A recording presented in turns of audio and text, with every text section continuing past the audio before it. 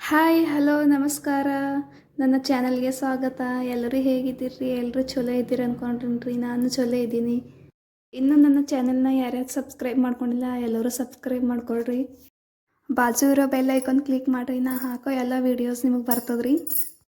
ಇವತ್ತಿನ ವೀಡಿಯೋದಾಗ ನಾನು ಇಡ್ಲಿ ಜೊತೆ ಚಟ್ನಿ ಹೇಗೆ ರೆಡಿ ಮಾಡಬೇಕು ಅಂತ ತೋರಿಸ್ಲತ್ತೀನಿ ರೀ.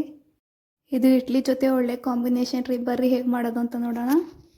ವಿಡಿಯೋ ಇಷ್ಟ ಆದರೆ ಒಂದು ಲೈಕ್ ಮಾಡಿರಿ. ಇವಾಗ ಸ್ಟವ್ ಆನ್ ಮಾಡಿ ಸ್ಟವ್ ಮೇಲೆ ಒಂದು ಕಡೆ ಇಟ್ಕೊಂಡಿನಿ ನೋಡ್ರಿ. ಕಡೆನಾಗ ಒಂದು 2-3 ಟೇಬಲ್ ಸ್ಪೂನ್ ಆಗೋಷ್ಟು ಎಣ್ಣೆ ಹಾಕ್ಬೇಕ್ರಿ. ಆಮೇಲೆ ಎಣ್ಣೆ ಕಾಯೋವರೆಗೂ ಒಂದು ಸ್ವಲ್ಪ ವೇಟ್ ಮಾಡ್ಬೇಕ್ರಿ.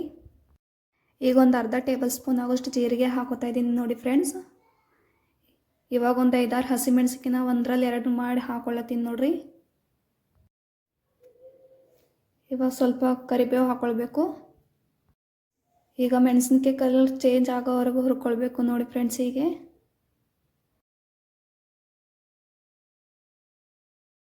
ಈಗ ಕಲರ್ ಚೇಂಜ್ ಆಗಿದೆ ನೋಡಿ. ಇವಾಗ ತೆಗೆದಿಟ್ಕೋತೀನಿ. ಇವಾಗ ಸ್ಟವ್ ಮೇಲೆ ಒಂದು ಹಂಚು ಇಟ್ಕೊಂಡಿನಿ ನೋಡ್ರಿ.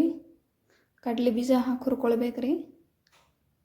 ಇದ್ರದ್ದು ಕಲರ್ ಚೇಂಜ್ ಆಗೋವರೆಗೂ ಹುರ್ಕೊಳ್ಬೇಕು ನೋಡ್ರಿ. ಹೀಗೆ ಕಲರ್ ಚೇಂಜ್ ಆಗಿದೆ ನೋಡಿ, ತೆಕ್ಕೋತಾ ಇದ್ದೀನಿ. ಆಮೇಲೆ ಒಂದು ಮಿಕ್ಸಿ ಜಾರ್ ತೊಗೊಂಡಿನಿ ನೋಡ್ರಿ. ಇದಕ್ಕೆ ಹುರಿದಿದ್ದು ಶೇಂಗಾ ಹಾಕ್ಬೇಕ್ರಿ. ಆಮೇಲೆ ಶೇಂಗಾ ಯಾವ ಕಪ್ನಾಗ ತೊಗೊಂಡಿನಿ ನೋಡ್ರಿ, ಅದೇ ಕಪ್ನಲ್ಲಿ 1 ಕಪ್ ಪುಟಾಣಿ ಹಾಕ್ತಾಯಿದ್ದೀನಿ ರೀ.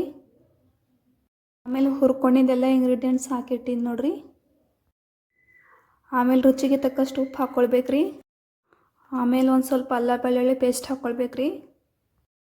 ನಿಂಬಲ್ಲಿ ಬೆಳ್ಳುಳ್ಳಿ ಇದ್ದರೆ ಓನ್ಲಿ ಬೆಳ್ಳುಳ್ಳಿ ಸಿಪ್ಪೆ ಸುಲ್ದು ಹಾಕ್ಕೊಂಡು ಬಿಡ್ರಿ, ಹುರ್ಕೊಂಡು ಬಿಡ್ರಿ ಮೆಣಸಿನ್ಕಾಯಿ ಜೊತೆನೆ. ನಂಬಲ್ಲಿ ಸಪ್ರೇಟ್ ಬೆಳ್ಳುಳ್ಳಿ ಇದ್ದಿಲ್ಲರಿ, ಅದಕ್ಕೆ ನಾನು ಅಲ್ಲ ಬೆಳ್ಳುಳ್ಳಿ ಪೇಸ್ಟ್ ಹಾಕ್ಕೊಂಡ್ರಿ ನೋಡ್ರಿ ಸ್ವಲ್ಪ. ಆಮೇಲೆ ಇದಕ್ಕೊಂದು ಹಿಡಿಯಷ್ಟು ಕೊತ್ತಂಬರಿ ಸೊಪ್ಪು ತೊಳೆದು ಹಾಕೋತಾ ಇದ್ದೀನಿ ನೋಡಿ ಫ್ರೆಂಡ್ಸ್. ಇವಾಗ ಎಲ್ಲನೂ ಹಾಕಿನಿ ನೋಡಿ ಫ್ರೆಂಡ್ಸ್. ಇವಾಗ ಒಂದು ಸ್ವಲ್ಪ ನೀರು ಸೇರಿಸ್ಕೊಳ್ಬೇಕ್ರಿ. ನನ್ನ ಮಿಕ್ಸಿ ಜಾರ್ ಒಂದು ಸ್ವಲ್ಪ ಚಿಕ್ಕದದ ರೀ, ಅದಕ್ಕೆ ನಾನು ಸ್ವಲ್ಪ ನೀರು ಸೇರಿಸ್ಕೊಳತ್ತೀನಿ ರೀ.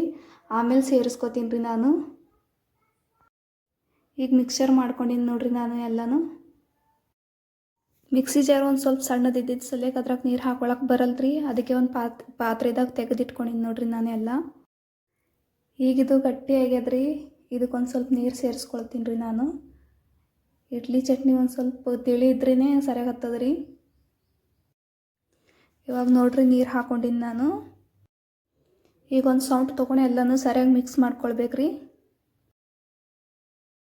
ಈಗ ನಾನು ಎಲ್ಲ ಪದಾರ್ಥ ಹುರ್ಕೊಂಡಿನ ಕಡೆನಾಗೆ ಇನ್ನೊಂದು ಸ್ವಲ್ಪ ಎಣ್ಣೆ ಹಾಕೋತಾ ಇದ್ದೀನಿ ನೋಡಿ ಫ್ರೆಂಡ್ಸ್. ಈಗ ಎಣ್ಣೆ ಹಾಕ್ಕೊಂಡಿನಿ ನೋಡ್ರಿ. ಇವಾಗ ಅದಕ್ಕೆ ಅರ್ಧ ಟೇಬಲ್ ಸ್ಪೂನ್ ಆಗೋಷ್ಟು ಸಾಸಿವೆ, ಅರ್ಧ ಟೇಬಲ್ ಸ್ಪೂನ್ ಆಗೋಷ್ಟು ಜೀರಿಗೆ ಹಾಕೋತಾ ಇದ್ದೀನಿ ನೋಡಿ ಫ್ರೆಂಡ್ಸ್. ಇವಾಗ ಅದಕ್ಕೆ 1 ಟೇಬಲ್ ಸ್ಪೂನ್ ಆಗೋಷ್ಟು ಕಡಲೆಬೇಳೆ ಹಾಕ್ಕೊಳ್ಬೇಕ್ರಿ. ಆಮೇಲೆ ಒಂದು 4 ಒಣಗಿನ ಮೆಣಸಿನ್ಕಾಯಿ ಹಾಕ್ಕೊಂಡಿನಿ ನೋಡ್ರಿ.